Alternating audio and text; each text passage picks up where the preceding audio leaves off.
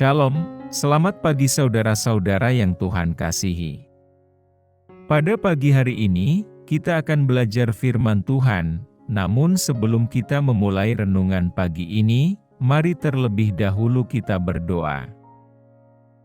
Bapa yang baik, Bapa pengasih di dalam kerajaan sorga, pada pagi ini kami rindu mendengarkan firman-Mu. Biarlah kiranya firman ini bisa menjadi berkat untuk kami yang mendengarkan.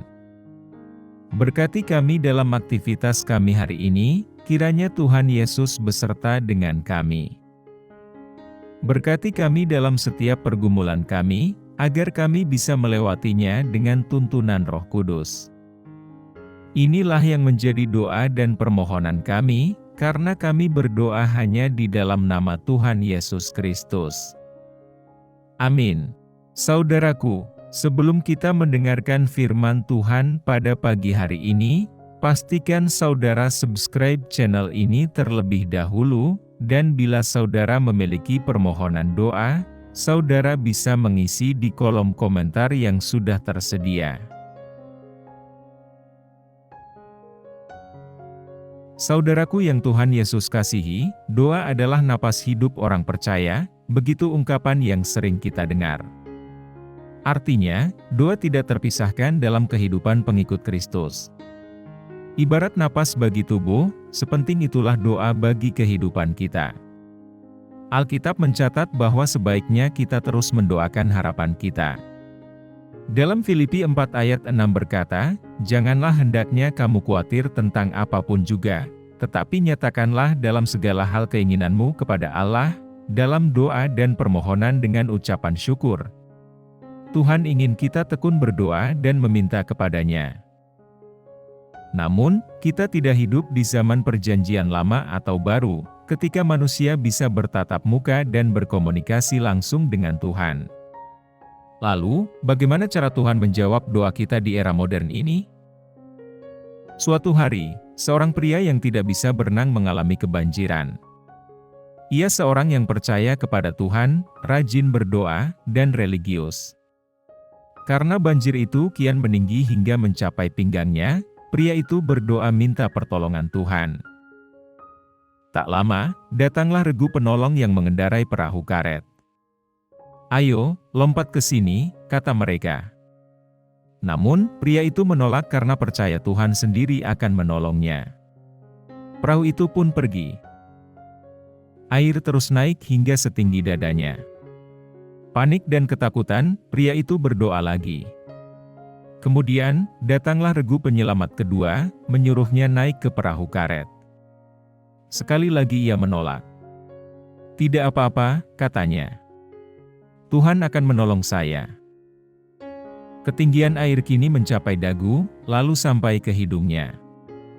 Pria itu terus berdoa, hingga datanglah regu penolong ketiga yang menggunakan helikopter. Namun, pria itu bersikeras menolak dengan alasan Tuhan pasti menolongnya. Singkat cerita, pria ini meninggal karena tenggelam. Dalam perjalanan menuju alam baka, ia bertemu Tuhan dan bertanya, "Tuhan, aku sudah berdoa supaya Engkau menyelamatkan aku. Mengapa tidak menolongku?" Tuhan berkata, "Aku sudah kirimkan 2 perahu karet dan 1 helikopter untukmu, tapi kau menolak pertolonganku." Dari perumpamaan di atas, kita bisa belajar tentang apa yang Tuhan kehendaki dari doa kita. Yang pertama, bertekun dalam doa. Saya yakin, pria itu tidak hanya berdoa 3 kali, meski dikatakan Tuhan 3 kali mengirimkan bantuan. Dalam situasi kebanjiran, serta fakta bahwa ia tidak bisa berenang, mungkin satu-satunya hal yang dapat ia lakukan adalah berdoa. Saya juga yakin, Tuhan mengirimkan bantuan karena melihat ketekunan doanya. Saudaraku, masihkah kita terus berdoa, bahkan ketika doa kita tampaknya tidak didengar atau dijawab Tuhan? Ataukah kita berhenti berdoa dan menjadi pahit kepada Tuhan? Berdoalah setiap waktu di dalam roh dan berjaga-jagalah di dalam doamu itu, dengan permohonan yang tak putus-putusnya untuk segala orang kudus. Yang ketiga, perjuangkan apa yang Anda doakan. Jika kita sungguh-sungguh mempelajari firman Tuhan, kita tahu jawaban Allah atas doa yang harus dikejar. Terkadang Dia meminta kita melompat ke atas perahu karet atau memanjat tali helikopter. Bukan serta-merta menunggu sesuatu yang ajaib terjadi. Tuhan mampu dan sanggup menjawab doa kita, tapi Dia ingin kita berjuang selaras dengan isi doa kita. Mungkin Anda akan bertanya, apakah Tuhan tidak bisa menyelamatkan Nuh dan semua binatang dari air bah secara supernatural? Jawabannya, bisa. Namun, Tuhan malah menyuruh Nuh membuat bahtera super besar, dan membiarkan ia dianggap sinting oleh orang-orang di sekitarnya.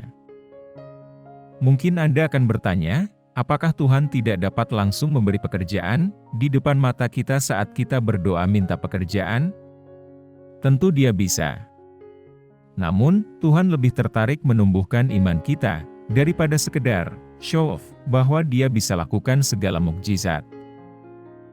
Matius 7 ayat 7 berkata, "Mintalah, maka akan diberikan kepadamu, carilah, maka kamu akan mendapat, ketoklah, maka pintu akan dibukakan bagimu." Saudaraku yang Tuhan kasihi, Alkitab tidak mengatakan kita hanya perlu meminta saja, tetapi kita juga mencari dan mengetuk pintu. Bukan cuma berdiam diri, melainkan juga memperjuangkan apa yang kita doakan. Misalnya, jika Anda berdoa minta pekerjaan, susunlah resume yang rapi dan menarik. Pelajari teknik berpenampilan, serta wawancara yang baik. Carilah informasi dari berbagai sumber, atau bertanyalah pada teman. Jangan bersikap defensif atau keras kepala seperti pria yang menolak bantuan itu. Terapkan saran-saran yang Anda peroleh, karena mungkin itulah jawaban atas doa Anda. Saudaraku yang Tuhan kasihi, ketika Tuhan tak langsung menjawab permohonan, bisa jadi Dia ingin kita bertekun dalam doa. Dia tertarik mengetahui seberapa sabar dan berimannya kita saat menunggu jawaban. Tuhan bisa menjawab lewat apapun di sekeliling kita, tak selalu sesuatu yang sifatnya ajaib. Ingat, seringkali jawabannya perlu dikejar atau dilakukan, bukan ditunggu secara pasif. Jadi, berjuanglah sesuai dengan apa yang kita doakan, karena lewat perjuangan itulah Dia menjawab doa-doa kita. Amin.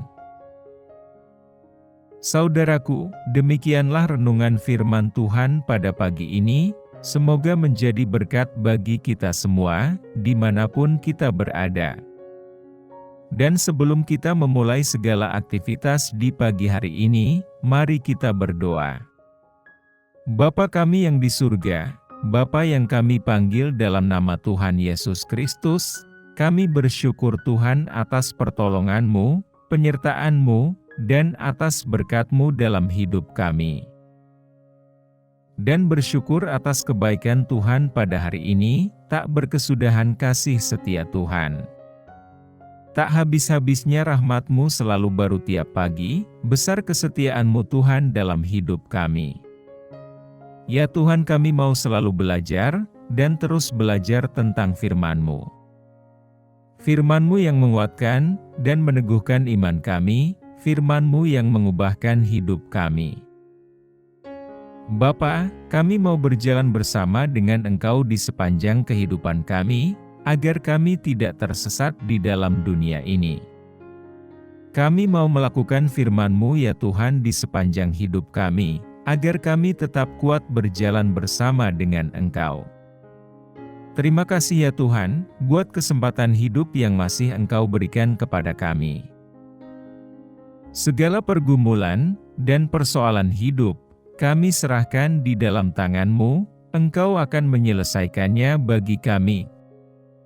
Tuhan, hamba berdoa buat saudara-saudaraku yang sudah mendengarkan renungan hari ini, yang saat ini sedang mengalami sakit penyakit, pergumulan, masalah kebutuhan ekonomi. Kiranya Engkau jamah, sembuhkan dan pulihkan, berkati perekonomian mereka, serta berikan jalan keluar di setiap pergumulan masalah yang mereka sedang hadapi. Dan ajarlah kami ya Tuhan, untuk selalu berharap dan percaya sepenuhnya kepada Tuhan Yesus. Kiranya Engkau terus memberkati kehidupan kami, keluarga kami, sanak saudara kami, bangsa dan negara kami, pemerintah-pemerintah kami. Biarlah semuanya dalam perlindungan-Mu ya Tuhan, dan jadilah sesuai kehendak-Mu yang terbaik dalam kehidupan kami. Tuhan, inilah yang menjadi doa kami, ampuni kami dari segala dosa-dosa kami, agar kami layak menerima berkat-Mu, dalam nama Tuhan Yesus kami berdoa. Amin.